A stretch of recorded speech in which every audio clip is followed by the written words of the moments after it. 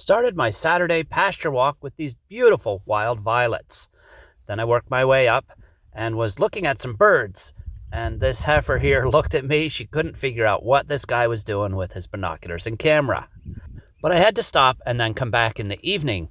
And here we are checking one of the other fields where we seeded oats last year. The pasture mix is coming up fairly well. It's a little thin in places, but this will fill in as the cloven hooves of the cows break things apart and the plants tiller more. One of the local farmers was renting these fields before we bought the farm, and he quit because these were not productive. So it's exciting for me to see the lush green grass and the productivity coming back better and better each year. I also just love seeing cattle and grazing animals on grass. There's something peaceful and natural about it. And we swing around to look at where I've seeded early potatoes on the right.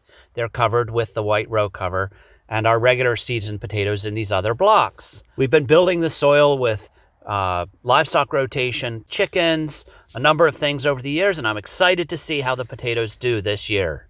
This is what the grass looks like after the chickens have been over it. Just as thick could be. Can hardly see the ground. Beautiful.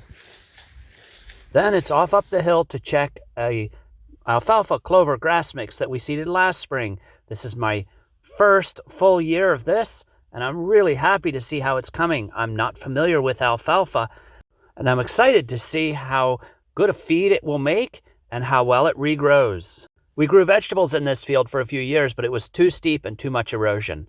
So the fertility is really good. Look at those ominous clouds. One thing about grass is rain will make grass grow.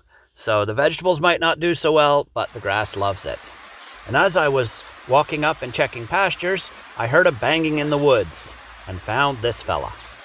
This is a pileated woodpecker. He's the largest woodpecker we have in Canada and almost 1.5 feet tall.